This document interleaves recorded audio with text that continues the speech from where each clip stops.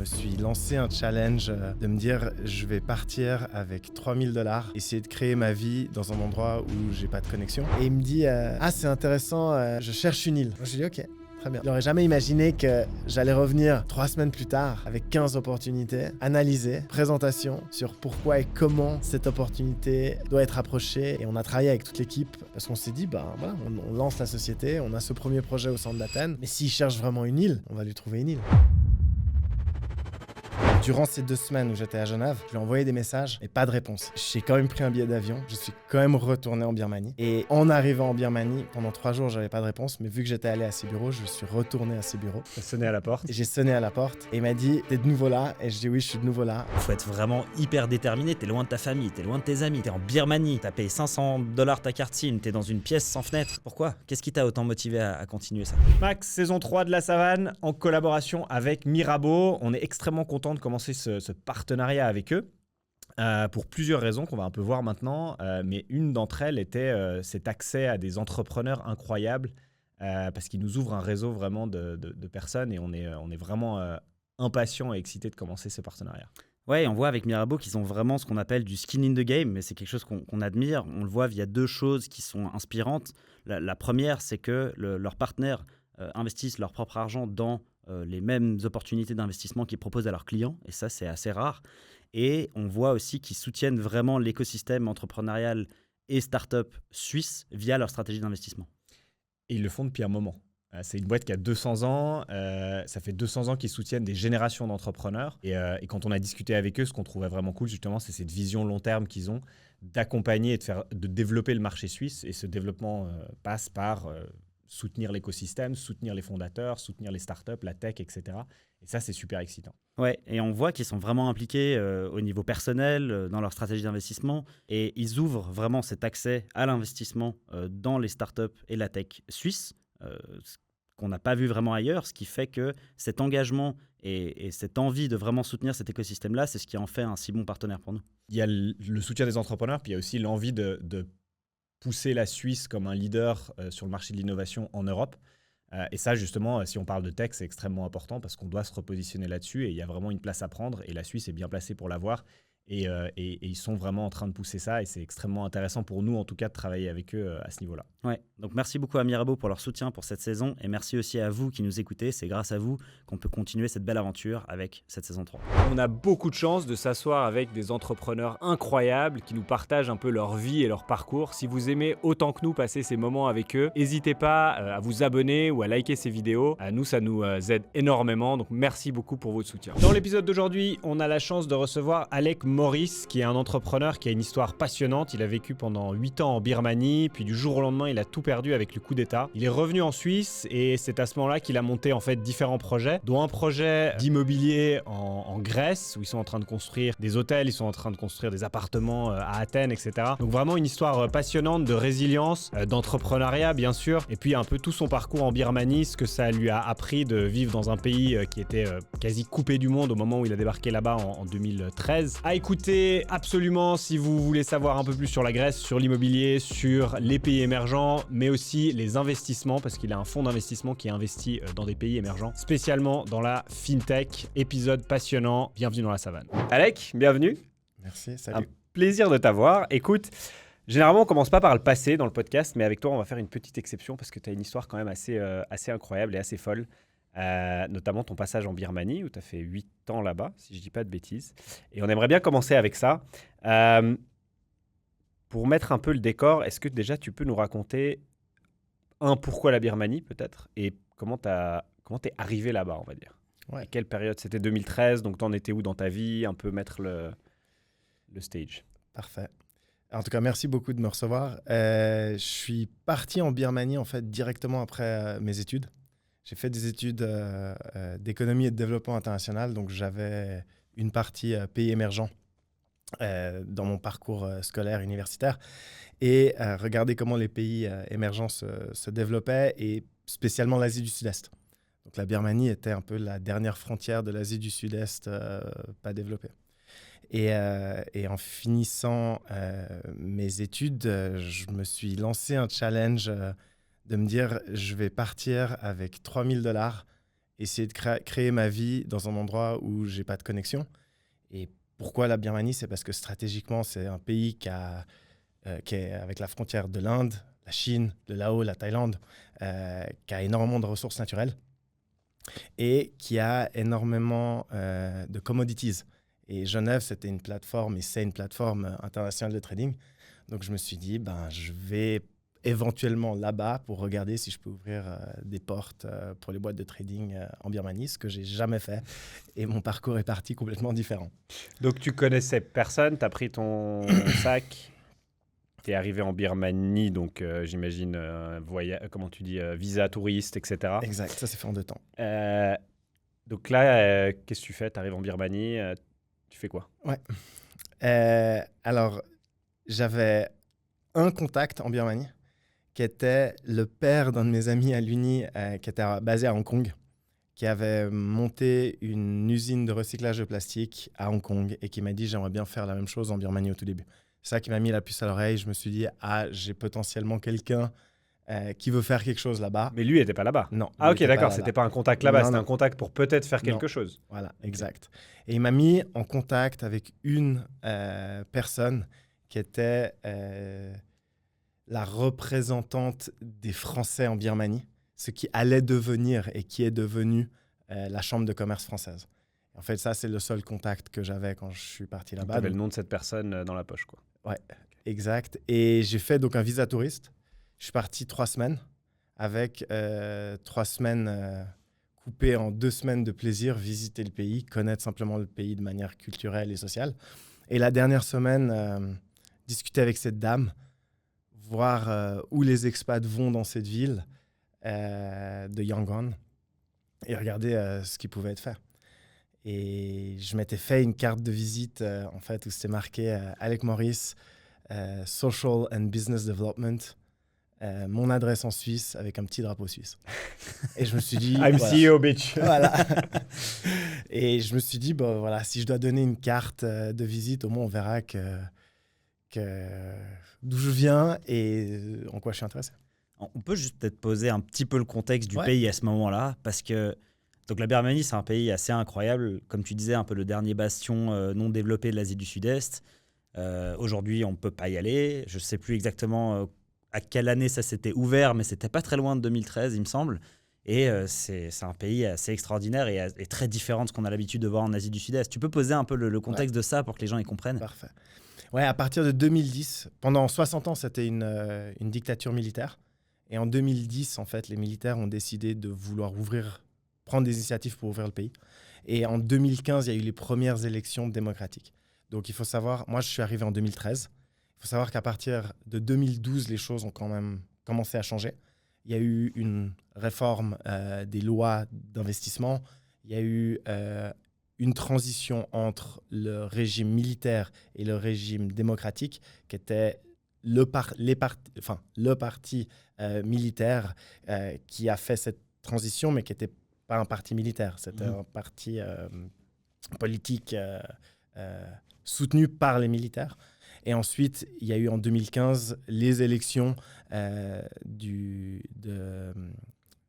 parti de Aung San Suu Kyi, en fait. Donc, il y a eu toute cette ouverture qui s'est faite à partir de 2010, en fait, si tu veux. Ouais. Et voilà. Et en 2013, donc, même moi, je me souviens quand j'y étais en 2016, même le fait d'avoir des téléphones, on parle d'un pays très, très reculé, quoi. Donc, pas de carte SIM, électricité, etc. C'est pas du tout la même chose que dans les autres pays. Donc, tu t'es retrouvé dans ce pays complètement différent où il y avait au fait tout à faire aussi. Exact. C'est ça ce qui m'intéressait, c'est de comprendre ce qu'il y avait à faire. Et je suis parti. Et pourquoi les pays émergents, moi, de manière générale, c'est que j'ai estimé que je pouvais avoir une valeur ajoutée beaucoup plus grande tout de suite et beaucoup plus rapidement que si je restais dans un pays développé. Je pensais que la courbe d'apprentissage allait être plus grande dans un pays émergent. Et j'ai eu en quelques années, je pense, des expériences qui étaient très différentes que si j'étais resté en Europe. Et pour répondre un peu plus à ta question, quand je suis arrivé en Birmanie, il y a eu une démocratisation des secteurs de l'économie parce que tout était fermé. Les télécoms, c'était que les télécoms du pays gouvernés par les militaires. Donc ma première carte SIM, elle m'a coûté, je crois, $500. Et il fallait trouver un nom birman pour me faire une carte SIM qui m'a donné ensuite la carte SIM. Donc tout était, entre guillemets, compliqué, mais c'est ce qui était aussi incroyable. Qu'est-ce qui te choque, premier truc qui te choque ou les premiers trucs qui te choquent quand tu arrives dans le pays? Alors la carte SIM, oui, et quoi d'autre? Les coupures d'électricité toutes les 2 heures. Juste de savoir que tu dois charger ton téléphone, charger ton portable. Ouais, accès à l'électricité, accès à des besoins basiques aujourd'hui qu'on oublie en fait. Ça m'a permis de me rendre compte du fait qu'on a beaucoup de choses en Suisse auxquelles on a le droit, mais pourquoi on y a le droit? Là-bas, c'était une autre réalité, une claque, vraiment, à se dire, mais en fait, je dois travailler pour avoir ce qu'on a, en fait, ce luxe. Donc, je sais pas si on peut dire le chaos, mais cette nouveauté, on va dire, un peu chaotique, t'attire d'une certaine manière. Tu parles avec cette dame, c'était une dame, hein, tu disais, qui est représentante, Ouais. c'est ça? Tu parles avec cette dame, ça donne quoi? Alors, avant ça, je parle à cette dame, on s'envoie 2-3 emails. Elle m'invite en fait à un événement directement par email d'un regroupement de Français en Birmanie. Mais là, tu y es encore, c'est dans ces 3 semaines. Voilà, hein? ça Ok. c'est dans ces 3 semaines. Et en fait, moi j'arrive simplement à cet événement de networking et je ne l'avais pas vu avant, je ne la connaissais pas. Et je pense qu'ils pensaient que j'étais français du reste, ce que je ne suis pas. Et je suis arrivé là-bas avec mes petites cartes à distribuer. Et là-bas, j'ai rencontré, et c'est ça qui m'a donné, si tu veux, mon premier nid un peu pour le networking. J'ai rencontré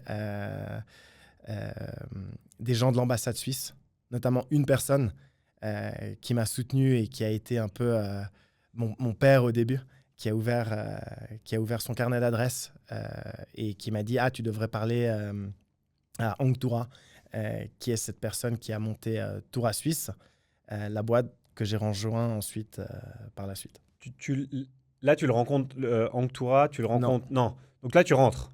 Donc Ouais. tu pars. Après Alors, ces 3 semaines, tu rentres.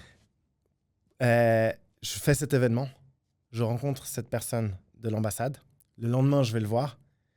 Il me dit, écoute, les entrepreneurs comme toi, les gens qui arrivent, qui veulent créer quelque chose en partant de pas grand-chose, j'ai envie de t'aider. Donc là, il ouvre son carnet d'adresses et il me dit, tu devrais aller parler à ce Birman suisse, ancien banquier d'investissement, qui vient d'arriver en Birmanie. Tu devrais le contacter, il est en train de monter sa boîte de consulting. Je le contacte, je lui envoie un email, pas de réponse, et ça c'est au début de la semaine, pas de réponse jusque la veille de mon départ.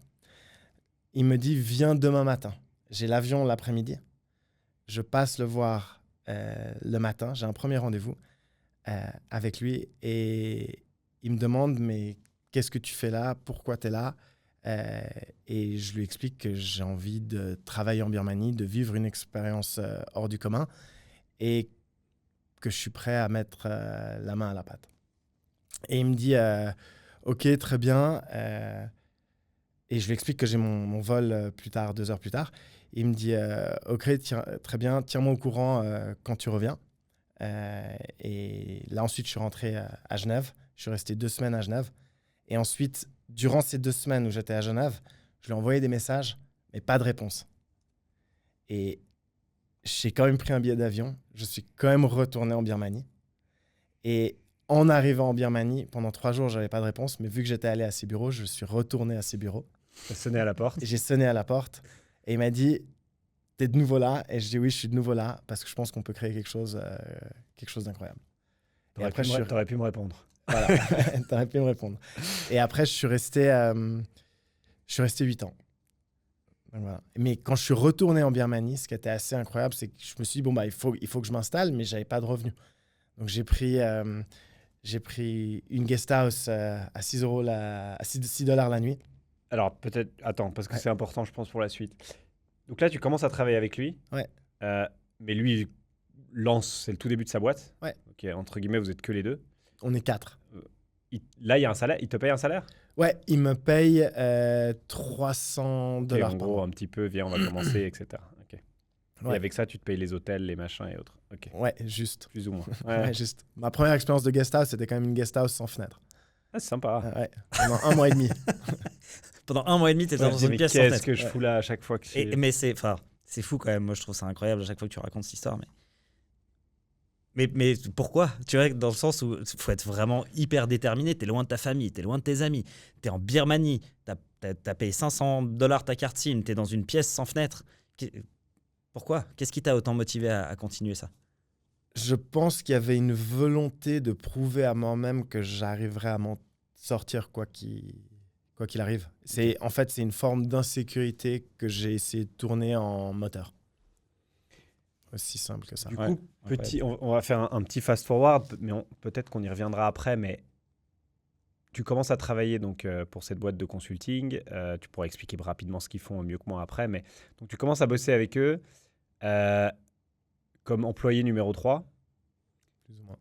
pour faire simple. 8 ans, 7 ans après, tu es partenaire avec Anktora. Anktora dans cette boîte-là. Exact. Comment ça s'est fait un peu c'est 8 ans à expliquer, donc ça va être compliqué, mais comment tu as évolué en fait à travers Alors, avec lui, etc. ça a été très rapide. Dès mon deuxième rendez-vous avec lui, quand je suis retourné le voir à son bureau, il m'a posé la question, mais qu'est-ce que tu aimerais faire pour moi? Et je lui ai dit la même chose que je suis en train de faire là. C'est aller toquer à des portes, ouvrir du business. Et il m'a dit, OK, si tu veux avoir de la crédibilité, tu dois d'abord connaître la Birmanie. Parce qu'on est une boîte de consulting, on veut offrir des services à des boîtes étrangères pour ouvrir le marché birman et faire de la promotion de la Birmanie. Il faut que tu sois crédible. Et en étant étranger, jeune, qui vient de finir son uni d'économie, qui a un bachelor en économie, tu vas pas aller bien loin en étant là depuis 1 mois. Donc, ce que j'ai fait, c'est que j'ai passé 8 mois à écrire toutes les semaines la newsletter qu'on avait fait. On s'était fait un réseau d'investisseurs et de gens intéressés par la Birmanie en Asie du Sud-Est. Et j'écrivais sur les nouvelles politiques économiques et les investissements de manière générale en Birmanie pendant 6 mois.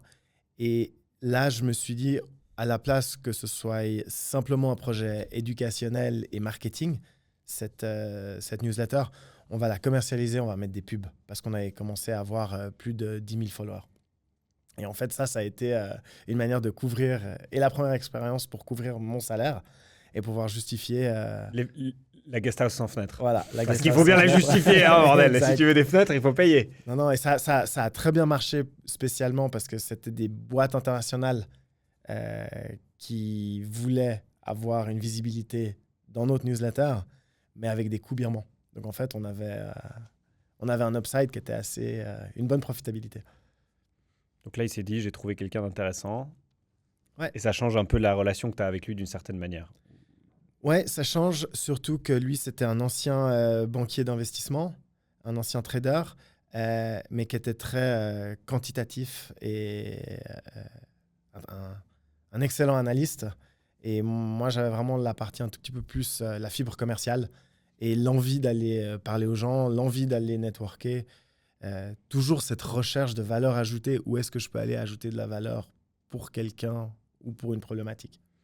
Et est-ce que c'était facile de s'intégrer, enfin, quand tu fais ces meetings? Alors forcément, tu parles à d'autres personnes de l'externe qui veulent investir en Birmanie, mais tu dois forcément avoir des connexions aussi dans le pays, dans la ville où tu étais, à Yangon.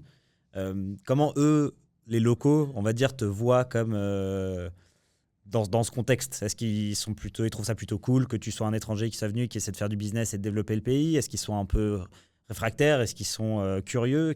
Comment ils réagissent un peu face à ça? Combien il y a de Français à ce moment-là, juste peut-être, pour donner tu sais à peu près ou pas? Ouais, à peu près 200, je pense. Ouais. Ouais, On se connaissait tous. Voilà. Il n'y a personne, quoi. Ouais. Dès qu'il y avait un nouveau il y en avait un nouveau. Ouais, non, mais c'est ça que je veux dire, c'est que pour que les gens se rendent compte aussi, c'est pas que il y avait déjà une grande réseau, une grande communauté de, tu vois, c'est genre, ah oui, il y a un nouveau, et puis tu connais même les Néo-Zélandais et les Australiens, parce que tu vois ce que je veux dire, il y a les Français, mais en soi, vous vous connaissez tous, quoi. Le plus similaire, vraiment, j'ai vécu dans un campus d'université. C'était l'équivalent. Ouais. Mais pour répondre à ta question, il m'a fallu, on va dire 6 mois, 1 an, vraiment pour développer cette crédibilité. Puis dès que j'ai eu cette crédibilité, le networking est arrivé avec, en fait. Parce que tout de suite, l'impact que j'avais sur une vision ou une problématique quand j'allais faire du networking et que j'allais à ces dîners de chambres de commerce, en fait, t'attires assez vite l'attention. Parce qu'en fait, il faut savoir que c'est des constantes problématiques qui sont les mêmes. C'est là où on a réussi à monétiser, en fait. Toura Suisse, on est une boîte de consulting, on vendait un service, mais un service qui amenait une solution. Et une solution d'une problématique birmane. Donc, quand tu avais une solution, ou que tu avais trouvé une solution, elle était réplicable, en fait. Parce que tu savais que d'autres boîtes qui cherchaient à s'implémenter ou d'autres personnes en tant qu'individuels avaient besoin de cette solution. Puis souvent, ça commençait par simplement apporter une aide personnelle. Il y avait des gens qui étaient envoyés de Singapour en Birmanie pour développer du business. Donc, il y avait les premiers grands business développeurs de grandes boîtes ou de grandes multinationales qui arrivaient en Birmanie et qui simplement cherchaient un appartement. Donc, nous, on n'était pas dans l'immobilier, mais je savais qui étaient les personnes qui pouvaient trouver des appartements à ces gens. Puis tu leur donnais un coup de main comme ça. Et puis, au final, les gens, après, ils te recontactaient pour du business ou pour le next step, en fait. C'est juste pour donner aussi une idée, c'est quoi les boîtes avec lesquelles vous bossiez? C'est des grosses boîtes, c'est les grosses corpos, c'est... Alors, il y a eu 2 phases, 3. On va dire qu'on a commencé à paraître le représentant des grosses boîtes de consulting, comme McKinsey & Company, Bain & Company, Roland Berger, et on était l'implémentateur local, si tu veux, et l'opérateur local. Et ça nous a permis de comprendre leur méthodologie, parce qu'on était une jeune boîte de consulting. Donc nous, on faisait études de marché, consulting et fusion-acquisition, joint venture. Et on a commencé à travailler avec ces boîtes, ce qui nous a donné de la crédibilité pour ensuite aller approcher des plus grosses multinationales. Et notre secteur de clients le plus gros, c'était les boîtes japonaises listées, en fait. Et les Japonais, c'est des gens très droits, très carrés, qui aiment la donnée et la stratégie. Donc, pour une boîte de consulting, quand tu as un client qui aime de la donnée et de la stratégie, en général, tu t'entends assez bien. On va lui en donner. Voilà. Et est-ce que tu as eu des side projects aussi pendant ces 8 ans? Donc, Toura Suisse, c'était évidemment ton gros projet, mais tu as fait des petits projets aussi à côté où tu as tenté un peu le marché de faire des trucs ou... Oui, mais je me suis vraiment focalisé à atteindre une certaine taille avec Toura Suisse. Donc, quand j'avais... Parce que moi, au final, je suis devenu partenaire dans Toura Suisse, mais j'étais responsable vraiment des ventes, du suivi de clients, des projets de consulting. Et je devais atteindre une certaine taille et une certaine stabilité avant de pouvoir commencer à faire des nouveaux projets. Mais dès que j'ai atteint cette taille et que je pouvais compter sur les employés et mes collaborateurs, j'ai commencé à proposer des solutions hybrides où je prenais des actions dans des sociétés auxquelles j'ouvrais la porte de la Birmanie. Notamment, j'ai travaillé avec SeedStars. On a monté 3 différentes opportunités. Et on a développé le Yangon Innovation Center, qui était un partenariat avec le Yangon Regional Government. Et on a développé un centre d'innovation et de start-up. Et l'entrepreneuriat en Birmanie, c'était quelque chose de normal. Enfin, j'ai l'impression que dans un pays militaire, il n'y a peut-être pas trop d'entrepreneuriat, c'est peut-être pas leur priorité, mais peut-être que là, avec l'ouverture, ça se développait un peu. Ouais, alors il y a eu énormément d'entrepreneuriat. Tu rencontrais des gens qui voulaient importer des baby-foot, par exemple, parce que tu n'avais pas beaucoup de baby-foot. C'est génial, j'adore. Tu rencontrais des gens qui voulaient simplement ouvrir une crêperie, importer de la baguette, enfin, à manger. Donc, il y avait vraiment de tout, en fait. Et au début, c'était cette mixitude qui développait des soirées et des rendez-vous sociaux qui étaient incroyables, en fait. C'était ça vraiment la richesse de la Birmanie, c'est que tu étais constamment en contact avec des gens, des dirigeants de multinationales, et des entrepreneurs au même endroit parce que tu avais 3 ou 4 endroits auxquels tu pouvais sortir. Du coup, tu es toujours avec les gens. Il n'y a pas une histoire de mangue aussi? De mangue, ouais. Moi, je me rappelle d'une histoire de mangue. Raconte-moi cette histoire de mangue. Max, il aime bien les mangues. Max, c'est une histoire qui le suit. Max est allergique aux mangues. Il a eu de grandes histoires en Australie où il a fini à l'hosto à cause des mangues. Mais toi, c'était plus agréable, je crois, non? Ouais, c'était plus agréable. Non, les mangues, c'était simplement que mon partenaire dans Toura Suisse, Angtura, avait une ferme de mangues et a une production de mangue. Donc, on a décidé de développer notre marque de mangue parce qu'on était en contact avec les supermarchés et la plus grosse chaîne de supermarchés locale. Et on a développé la marque qui s'appelle Mangoniam. Donc, c'est mango dans les deux sens. Et on a commencé à justement faire de la distribution de mangue fraîche, mangue séchée.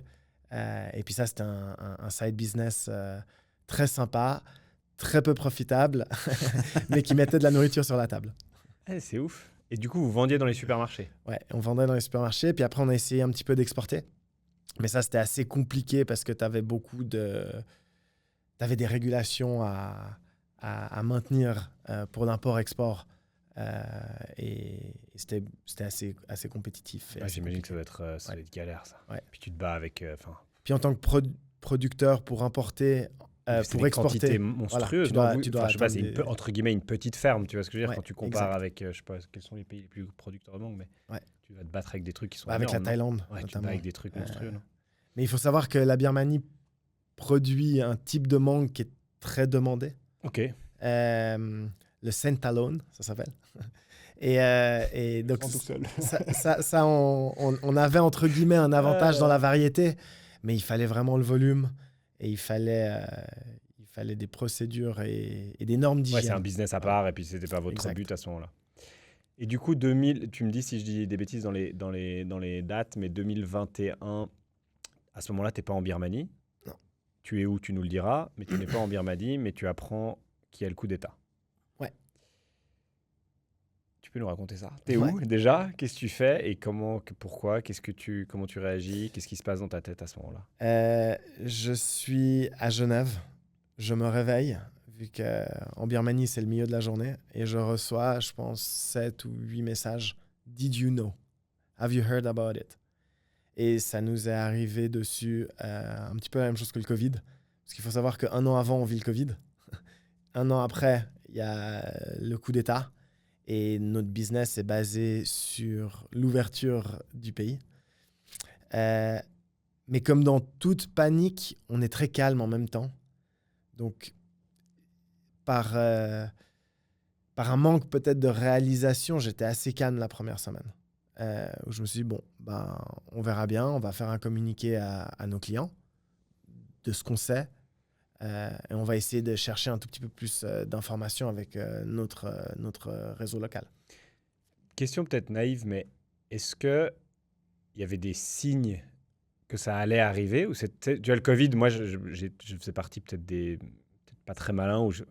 On en parlait, je disais, ça va, ils vont jamais fermer. Tu vois, moi, j'étais plutôt de ce côté-là. C'était pas, voilà.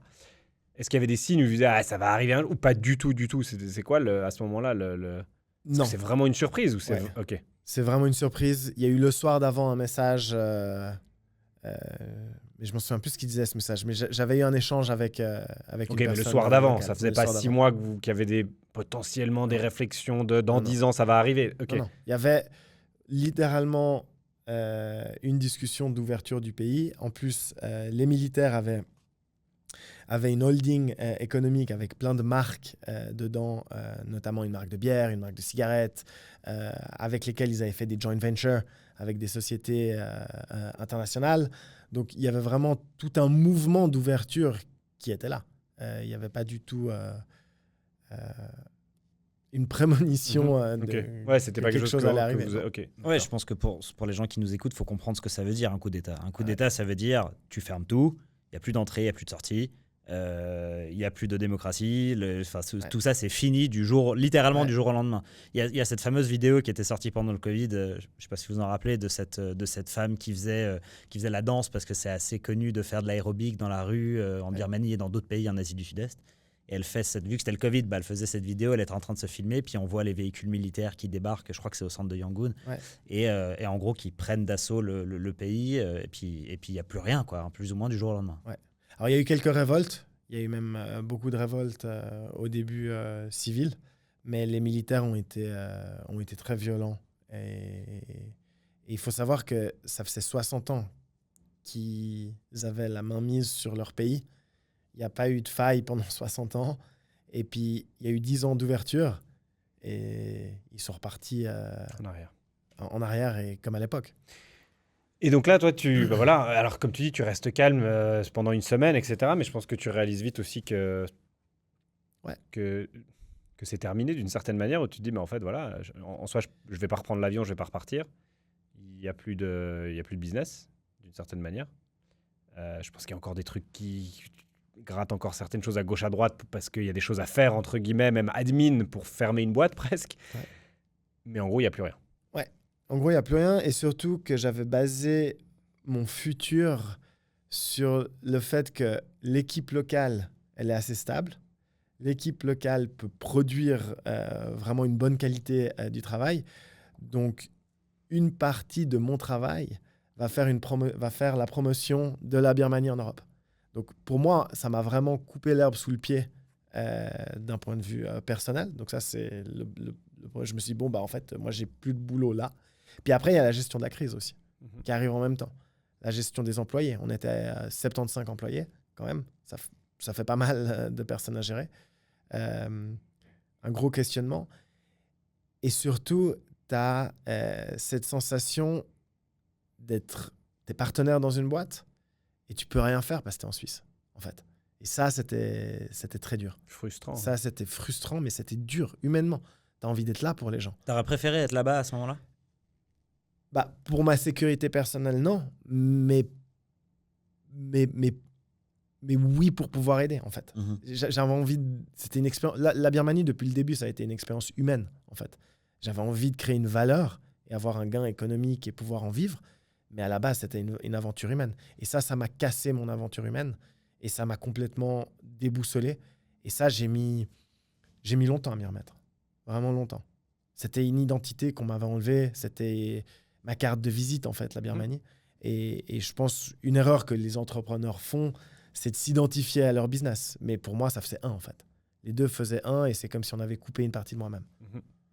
Donc tu te retrouves sans rien. On va parler de la suite après, de toute l'histoire, mais peut-être juste pour rester sur la Birmanie, qu'est-ce que ça t'a appris que la Suisse t'aurait jamais appris ?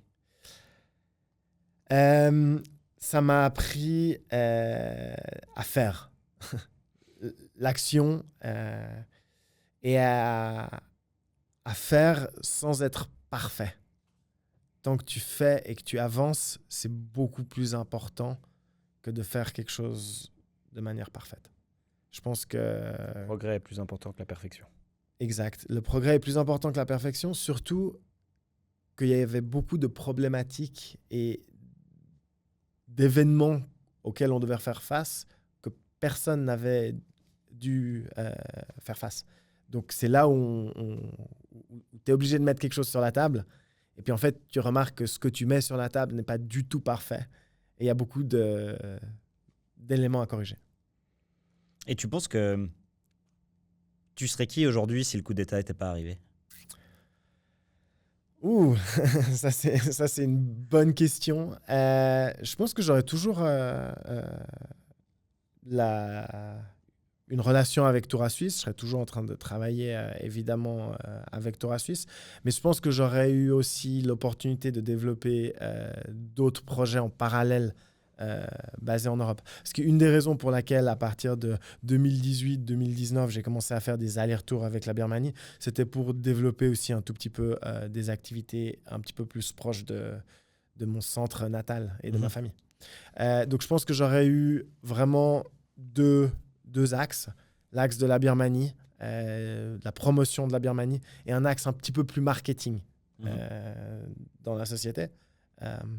Et en parallèle, d'autres projets d'entrepreneuriat. Donc, tu passes 8 ans à monter une boîte jusqu'à 75 personnes.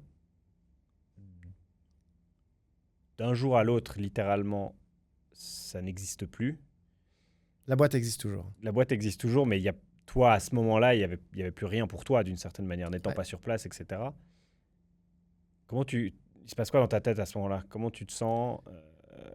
Tu te dis, OK, c'est quoi? Une fois que la partie, une semaine de gestion de crise est passée, mais tu te rends compte que concrètement, c'est fini, pour toi en tout cas, Ouais. comment tu te sens? De nouveau, gestion de crise, on est sous le choc. On ne se rend pas compte qu'on a vécu un choc où il y aura des traumas, en fait. Donc, il y a eu après les traumas, entre guillemets, qui sont arrivés. Et en parallèle, ce qui a été une erreur, pas du tout un moment de réflexion.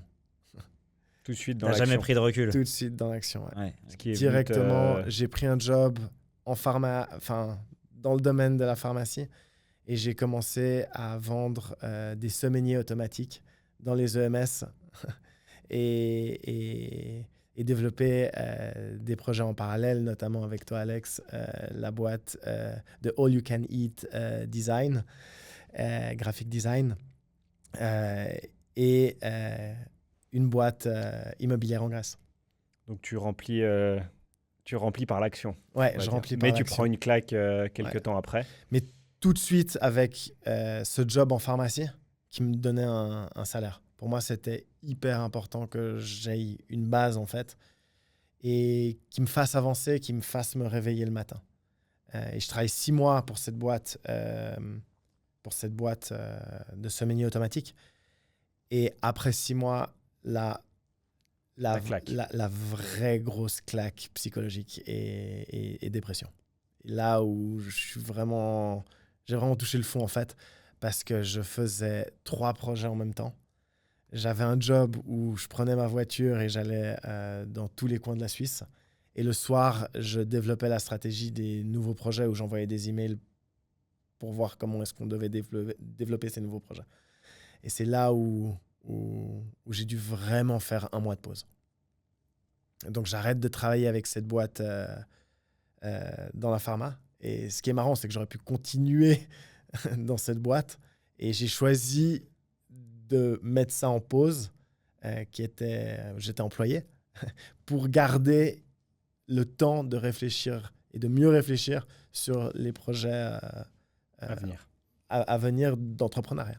Et un de ces projets, alors je ne sais plus quand il a commencé, mais un de ces projets, c'est donc Zayex, Ouais. qui est une boîte d'investissement dans des startups fintech. Exact. Pays émergent au début, mais maintenant vous avez un peu, on va en parler un peu plus en détail, mais Zayex, les premiers investissements datent de la Birmanie déjà, ou c'était après? Alors, ça s'est fait en parallèle. Ça s'est fait en même temps, oui. Exact. Il y avait une thématique qui était l'accès au financement de manière générale en Birmanie, qui était très problématique. Les petites et moyennes entreprises n'arrivaient pas à avoir accès au financement, les consommateurs non plus.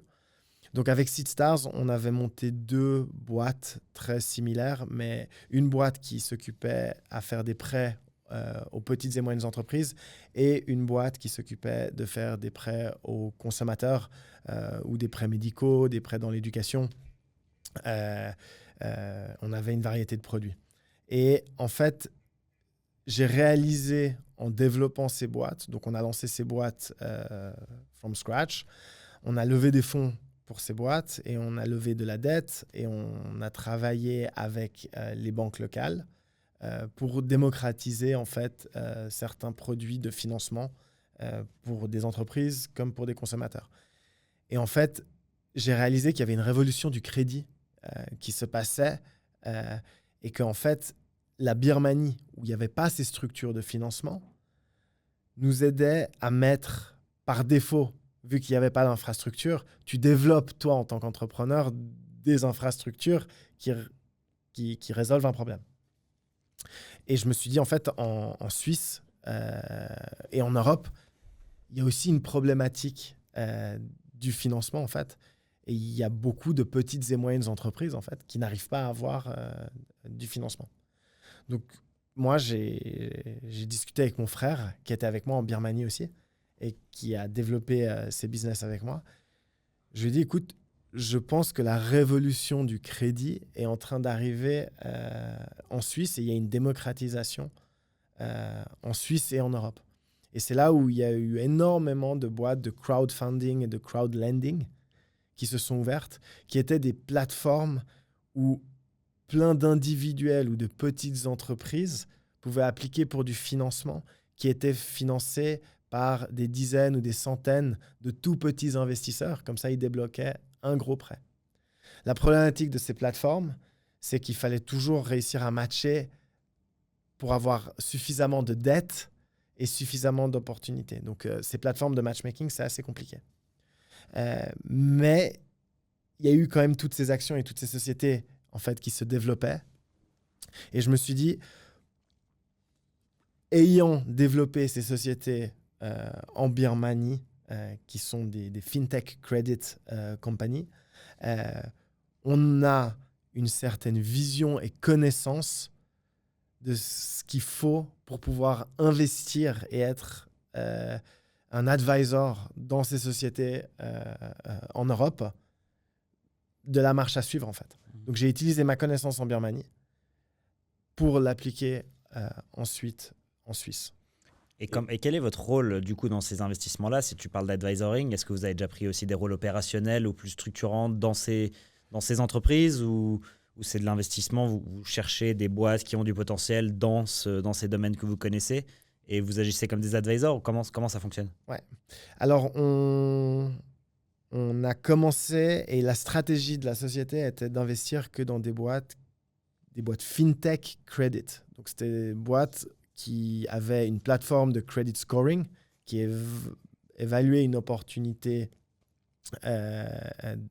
basée sur leurs critères de credit scoring et qui faisaient des prêts de nouveau à des consommateurs ou des petites et moyennes entreprises. Donc au tout début, la première étape, c'était analyse de ces plateformes, analyse de ces startups, trouver les startups qui avaient besoin d'investissement. Et c'est très important pour n'importe quel type de startup d'avoir des investisseurs qui connaissent le secteur et qui ne font pas simplement un pari que ce sera la prochaine unicorne, en fait. Et c'est là où notre rôle, pour répondre à ta question, s'est défini assez vite, vu qu'on est une toute petite société, une société simplement familiale. On a investi notre propre capital dans une série de petites opportunités, mais avec une thématique et une stratégie très précise. Quand tu peux dire combien c'est de petites, combien d'investissements qui ont été faits aujourd'hui? On a eu 8 investissements et on a eu 3 exits, ce qui nous a permis justement de pouvoir réinvestir. Ce qui est déjà un super bon ratio, qu'on le dise. Ouais.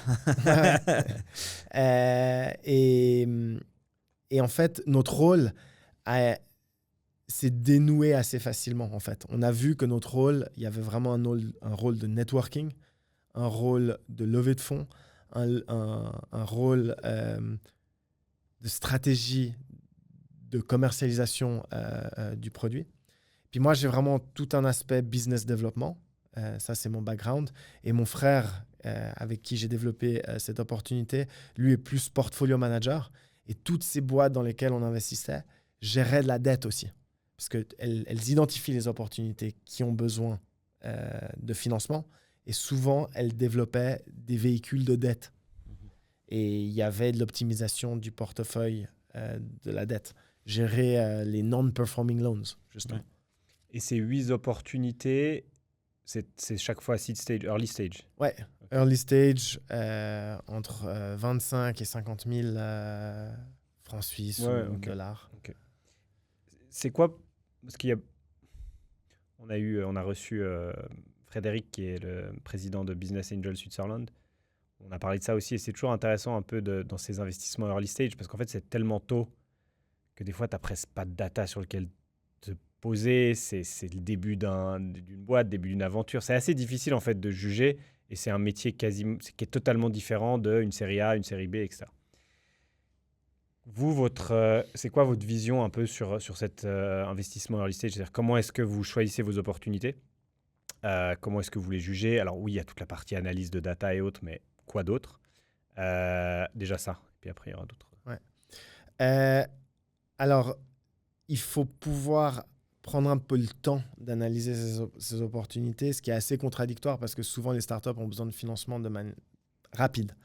Mais l'analyse, elle est basée sur une analyse humaine. Alors, il doit y avoir une problématique, tu dois résoudre une problématique, mais comment tu vas résoudre la problématique? Les entrepreneurs arrivent avec une idée préconçue qui ne sera pas du tout la manière dont ils vont résoudre cette problématique.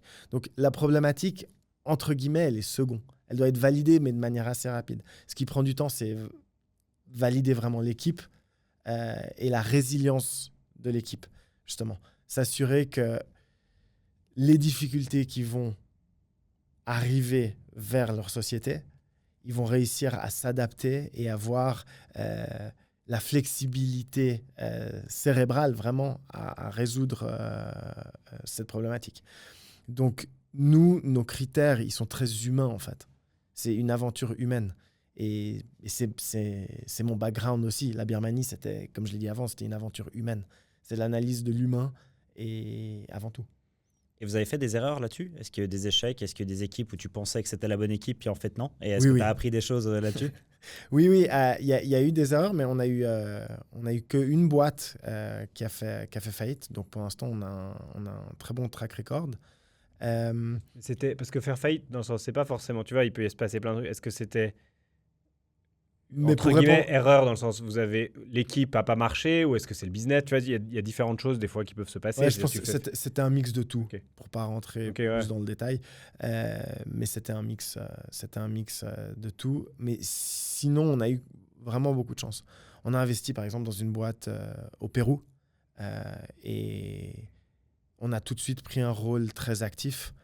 On analysait et on faisait des suivis de manière mensuelle avec leur progrès et leur développement de manière générale. Mon frère du côté de l'optimisation du portefeuille de dette et de la structuration, et moi de mon côté du côté de la croissance et des opportunités commerciales.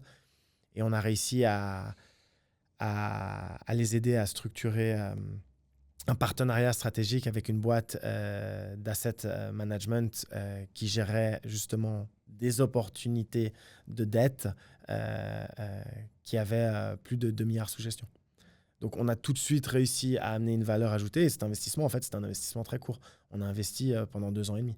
Parce qu'on est arrivé, on a mis un petit ticket, on a pu discuter avec les gens et notre connaissance qui s'est développée simplement sur ces 8 investissements est toujours la même. C'est une réplicabilité, en fait. Et de la manière où tu peux répliquer la problématique, ben souvent, tu trouves une solution de manière beaucoup plus rapide. Donc, ça fait maintenant 5, 6 ans que vous investissez là? Ouais, de 2018. Ouais, donc plus, ouais. Ok. Un peu plus. Donc, tu rentres en Suisse, tu as Zayex, donc tu as le boîte de pharma que tu quittes. On fait 2-3 choses ensemble très rigolotes et on s'est beaucoup amusé. On va pas rentrer dans le détail de tout parce qu'il y a trop de choses, mais on lance 2-3 trucs. Il y a Zayex sur le côté et en même temps, tu en as parlé brièvement avant, mais on va en parler maintenant plus en détail. Tu commences à travailler sur une opportunité immobilière. Je vais faire large et puis tu corrigeras, mais immobilière en Grèce. Avec 2 personnes qui étaient avec toi en Birmanie. Donc la mafia birmane, dans le bon sens du terme, la diaspora, oui, c'est plus juste, birmane revient. Tu peux nous raconter peut-être le début de cette histoire? Tu commences à travailler avec ces 2 personnes-là. Comment tu reviens en contact avec eux? Pourquoi la Grèce? Et puis, qu'est-ce que vous faites? Déjà pour remettre un peu le... Ouais. Effectivement, ce qui est aujourd'hui mon travail de tous les jours, c'est l'immobilier en Grèce.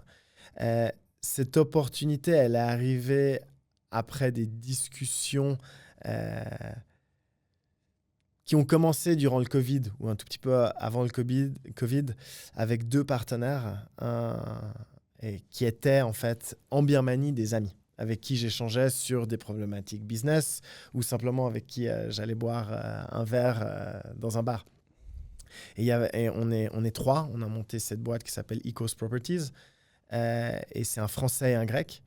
Et en fait, on a commencé à échanger sur l'idée de de monter quelque chose parce que mon partenaire français, Jérôme, avait acheté un appartement à Athènes en 2018, juste au moment où l'immobilier en Grèce se reprenait en fait, après la crise qu'ils ont vécue. Et à ce moment-là, je dis, ah mais c'est intéressant, la Grèce pour moi, ça a un intérêt tout particulier parce que ma grand-mère est grecque, donc j'ai de la famille en Grèce. Tiens-moi au courant de ce que tu développes et si un jour tu as envie de développer quelque chose d'un tout petit peu plus stratégique, parle-en moi. Donc, parce que lui, il a acheté son appartement là-bas en 2018. Et en 2021, justement, l'année du coup d'État, Jérôme me dit, écoute Alec, il faudrait qu'on ait une discussion ensemble avec Grigoris, qui est notre partenaire grec, parce qu'il faut toujours un grec dans l'équipe, spécialement si tu travailles en Grèce. Et il faudrait qu'on ait une discussion sur ce qu'on a envie de faire, ce qu'on peut faire. Et ils étaient au courant que j'avais arrêté de travailler ou que j'allais finir mon mandat dans la boîte pharma. Et on a commencé justement la discussion et une analyse finalement du secteur de l'immobilier en Grèce. Et c'était un petit peu comme reprendre mon travail chez Tour Suisse, en fait. C'était regarder une nouvelle opportunité, un nouveau pays, comprendre ce qu'il y avait à développer et comment le développer. Et c'est quoi j'ai entendu des histoires assez folles là-dessus, des achats deals, des choses comme ça. Est-ce que tu peux raconter? C'est quoi Achat de pays, des trucs. Il paraît que la Grèce vous appartient. Non, je plaisante. Non, mais l'achat de l'île, c'est une histoire assez intéressante. Ouais, je pense qu'il faut que j'explique un tout petit peu comment cet achat de l'île est arrivé. Alors, on discute avec Jérôme et Grigoris sur quelles opportunités développer. On en trouve une en particulier qui est un terrain au centre d'Athènes. Il faut savoir qu'Athènes est très développée et trouver des terrains au centre de la ville était assez difficile. Donc on s'est dit, ça c'est une opportunité unique, le prix est bon, ça peut être bien comme premier projet pour lancer la société. On doit avoir et faire une levée de fonds qui n'est pas trop grande, donc on sait qu'on peut y arriver avec un groupe de friends and family. Donc, on se dit, allez, on va à fond sur cette opportunité et on pose un deposit, on bloque le terrain et on a 3 mois pour lever des fonds de manière à finaliser l'achat du terrain. Et en levant des fonds et en contactant le Friends and Family Round, je me suis dit, il faut que je puisse bien dormir la nuit. Et la manière de bien dormir la nuit, c'est de pouvoir lever aussi en parallèle du Friends and Family Round avec un stratégique. Et je me mets comme condition pour accepter en fait l'argent qui était prélevé, d'avoir un stratégique qui co-investisse avec nous en fait et qui prenne un rôle de directeur dans la boîte de manière à ce que notre premier projet soit un succès et que je me, entre guillemets, dérisque l'opportunité, mais pour tout le monde, pas que pour moi. Que tous les investisseurs se sentent beaucoup plus confortables. Et cet investisseur-là, justement, nous a dit... Comment tu l'as rencontré déjà? Parce que ça, c'est intéressant. Alors, on avait une maison de famille qu'on voulait vendre. Il arrive dans la maison pour la visiter et pour l'acheter et il me voit travailler en fait. Et il me demande qu'est-ce que tu fais? Et je lui dis je développe des opportunités dans l'immobilier en Grèce. Et il me dit c'est intéressant, je cherche une île. Et moi je lui dis ok, très bien. Et il n'aurait jamais imaginé que j'allais revenir 3 semaines plus tard, avec 15 opportunités, analysées, présentation sur pourquoi et comment cette opportunité doit être approchée. Et on a travaillé avec toute l'équipe parce qu'on s'est dit, on lance la société, on a ce premier projet au centre d'Athènes, Mais s'il cherche vraiment une île, on va lui trouver une île. Et il y avait 15 îles potentiellement Mais- en vente en Grèce. C'est Ouais. quelque chose de commun, tu peux acheter des îles en Grèce. Peut-être pas 15, mais il y en a quand même pas mal. Ouais. Ok. faut Donc, savoir c'est quelque chose que- qui se fait, quoi. Ouais. Il faut savoir que la Grèce, c'est un peu les Caraïbes de l'Europe. Ouais. Euh, Il y a et- beaucoup d'îles. Enfin, il y a c'est énormément c'est une énorme énormément archipel, ouais, Ah c'est clair. énormément. Et donc, est-ce que vous avez acheté une île aujourd'hui? Non, on n'a Pas pas encore, acheté mais une vous île. êtes dessus. Mais on est dessus. Non, ça nous a aidé en fait à développer une relation professionnelle et à co-développer un projet justement avec cet investisseur, et Stratégique. stratégique. Et on regarde justement des terrains qui sont en dehors des zones urbaines, justement, des terrains qui sont assez grands pour pouvoir implémenter un rezoning et un développement de projets hôteliers et résidentiels. Donc, l'idée est la même. C'est comme si on achetait une île, en fait, Mhm. finalement. Et le concept derrière, c'est quoi? Alors, on a deux piliers et deux axes. Un, c'est la durabilité, sustainability, et l'autre, c'est la santé et le bien-être, mais à 360 degrés. Donc, aussi bien le bien-être mental que le bien-être physique. Et on développe, en fait, des projets sur ces axes. Je trouve hyper intéressant parce que Birmanie, Grèce, tu as une manière d'approcher forcément des opportunités internationales dans des pays que tu connais pas forcément beaucoup, des marchés que tu connais pas. Tu as fait du consulting, maintenant de l'immobilier, investissement dans la fintech. Enfin, plein d'aspects différents, de casquettes différentes sur Dans des le marchés design. différents, dans le design. Comment tu approches une nouvelle industrie ou un nouveau marché? C'est quoi ta stratégie? Tu as parlé un peu de la Birmanie, mais un peu de la Grèce aussi, mais comment tu t'imprègnes un peu de ça? Comment tu trouves ces fameuses problématiques que tu décris pour essayer de trouver ces opportunités de développement qui peuvent améliorer le pays et trouver des opportunités business? Alors, oui, j'ai fait beaucoup de choses, mais il faut savoir que durant ces 15, presque 15 dernières années, quand je fais quelque chose de nouveau, à l'exception d'après le coup d'État, je fais toujours une chose. C'est-à-dire que quand j'ai développé la boîte de consulting en Birmanie, je faisais que ça. Une fois que ça atteint une certaine maturité, je passe à une autre problématique. Mhm. Et en fait, mes problématiques sont toujours les mêmes et partent toujours d'une idée à une création concrète, de l'idéologie à l'implémentation, en fait. Donc finalement, de nouveau, c'est des silos de problématiques qui sont réplicables. Mhm. C'est une stratégie et une analyse qui est très similaire finalement à la boîte de consulting qui m'a formé à la base. Et donc toi, tu dirais, peu importe l'industrie. C'est parce qu'en fait, tu parles, des gens vont peut-être dire, ah mais attends, je peux pas commencer à bosser dans l'immobilier. Je connais rien à l'immobilier, je connais rien à la Grèce. C'est quoi toi ta réflexion là-dessus? C'est de te dire, bah en fait, je vais aller regarder.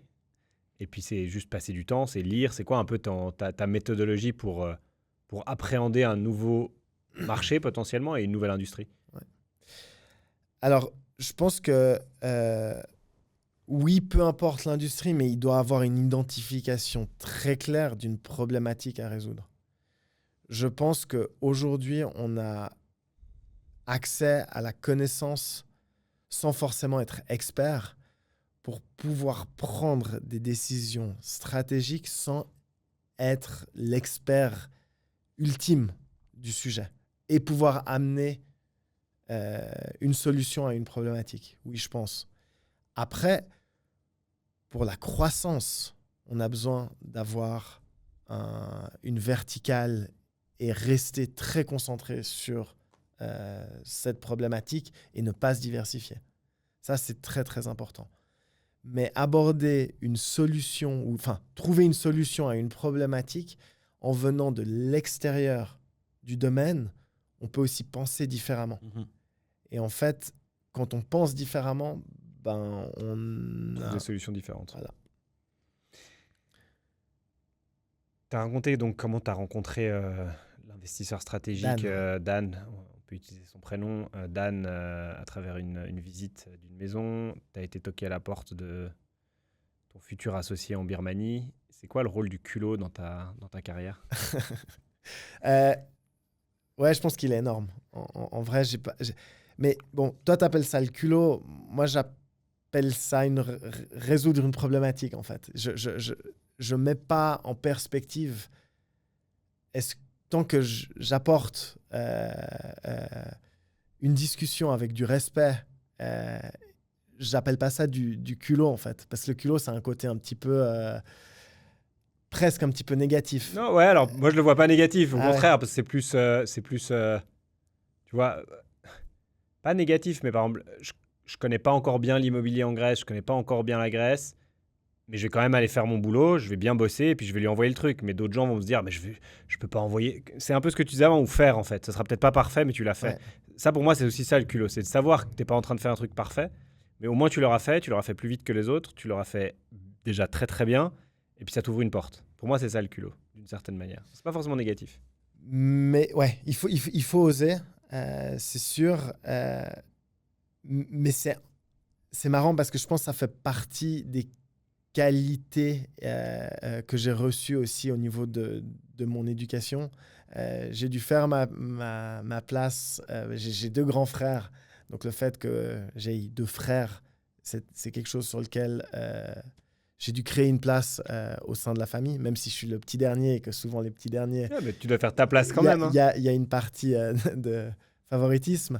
Mais je pense que donc, ça vient d'une part de l'éducation que j'ai eue et d'autre part, quand tu es contre le mur, tu es obligé d'aller de l'avant en fait.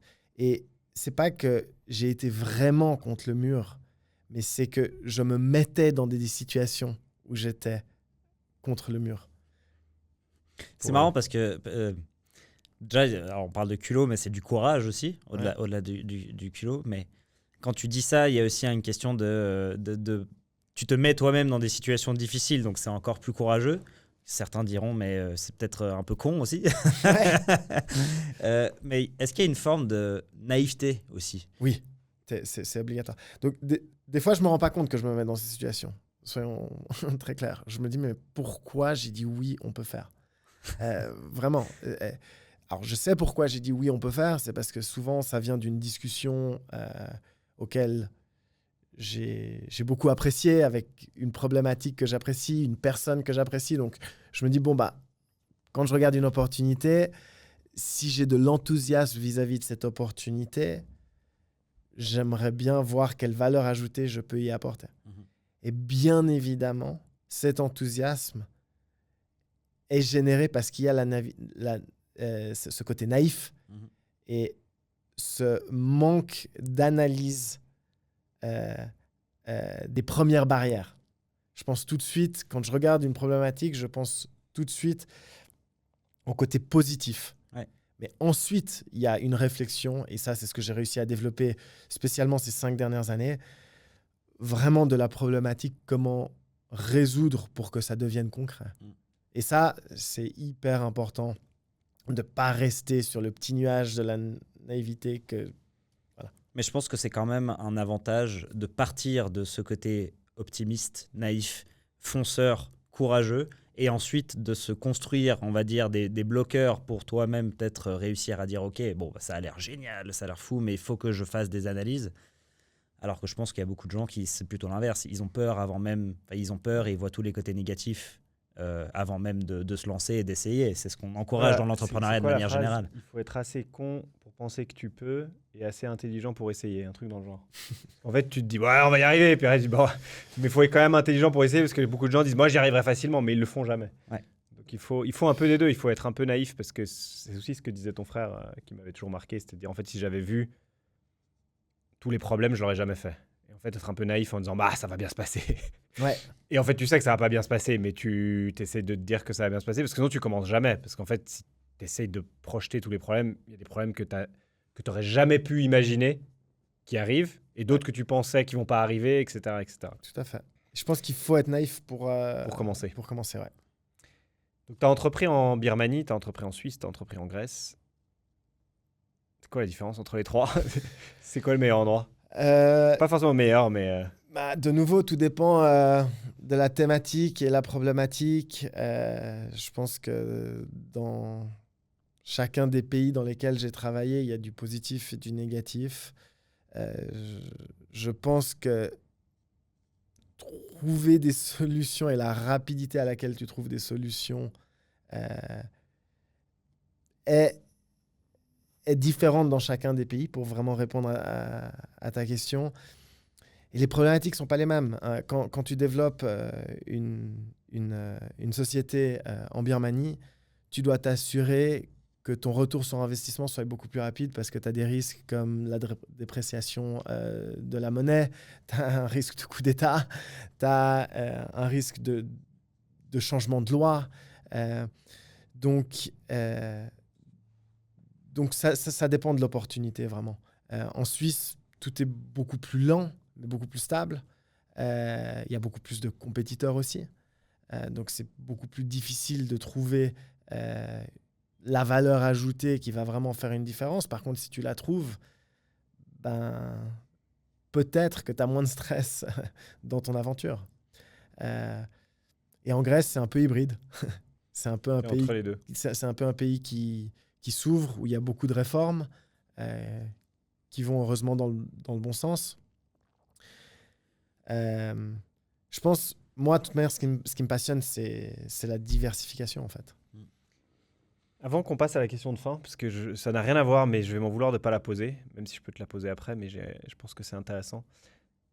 Avec la Birmanie, tu as rencontré des entrepreneurs incroyables, tes deux partenaires, qui étaient des entrepreneurs avant de lancer Ecos avec toi. On parlait de Neil, qui a lancé aussi une très belle boîte à l'époque en Birmanie, que tu m'as présentée, etc. Ouais. C'est la Birmanie qui a attiré des entrepreneurs ou c'est la Birmanie qui a fait d'eux des entrepreneurs? Tu vois ce que je veux dire? Est-ce que c'est le fait d'avoir été dans cette situation compliquée, chaotique, qui a fait d'eux des bons entrepreneurs, ou c'est juste qu'en fait, c'était des bons entrepreneurs, mais ils ont été attirés par ce marché-là? Non, ils ont clairement été attirés par ce marché-là. Mais après, il y avait une sélection assez efficace des bons et des mauvais entrepreneurs. Les mauvais entrepreneurs en Birmanie ne restaient pas très longtemps. Parce que la vie de tous les jours était très dure. De nouveau, si on n'arrivait pas à trouver les solutions de manière assez rapide pour ne pas rester dans le cambouis, ça fait que tu es devenu un bon entrepreneur. C'est la meilleure école. Ouais, c'était... Bon, maintenant, tu ne peux plus y aller, mais j'aurais dit, envoie les gens en Birmanie, ils reviendront formés. Non, mais effectivement, il faut se remettre dans le contexte. Tu l'expliquais, je pense que c'est très difficile pour quelqu'un qui n'a jamais été là-bas ou qui n'a jamais vécu ce genre de situation de se rendre compte, mais vous nagiez vraiment à contre-courant, quoi. Ouais. Et ça s'apprend pas. Je pense qu'il faut le vivre, faut le découvrir pour voir ce que c'est. Mais on arrive à notre question traditionnelle de fin, qui te permettra peut-être de résumer un petit peu tout ça en quelques lignes. Mais selon toi, Alec, qu'est-ce qu'il faut pour avoir une belle vie? Un bon entourage. Je pense vraiment. Un bon entourage, une vie sociale équilibrée. Et notamment, la vie sociale et la communauté peut apporter beaucoup. Et voilà, il y a des bonnes valeurs de manière générale, parce que les bonnes valeurs apportent des belles rencontres, aussi bien professionnelles que personnelles. Et dans tes aventures, tu as toujours pu être bien entouré, ce qui t'a permis aussi d'arriver là où tu en es aujourd'hui, j'imagine. J'ai eu beaucoup de chance, ouais. Voilà. Effectivement, il y a eu de la chance. Merci beaucoup, Alex. C'était un plaisir de discuter avec toi. C'était trop cool. Cet épisode de La Savane a été créé en partenariat avec Omega Studio. Grâce à eux, nous sommes dans ce studio incroyable en plein cœur de Genève. C'est bien plus qu'un simple studio. Ils offrent une expérience unique et adaptée à chaque projet. Que ce soit pour votre communication interne et externe, des showcasts, des tables rondes ou des webinars, tout est possible. Que vous souhaitiez réaliser un événement en direct ou enregistré, créer du contenu ou renforcer votre stratégie de communication, Omega Studio a tout ce qu'il vous faut. C'est le studio le plus complet et le plus accessible de la région, avec une vraie équipe de pros qui vous accompagne à chaque étape de votre projet, avec un véritable accompagnement scénique, vocal et narratif pour faire de votre passage à la caméra une expérience réussie et inoubliable. Si vous voulez en savoir plus sur Omega Studio, on vous met le lien vers leur site internet et leur service en description. Encore merci à eux pour leur soutien.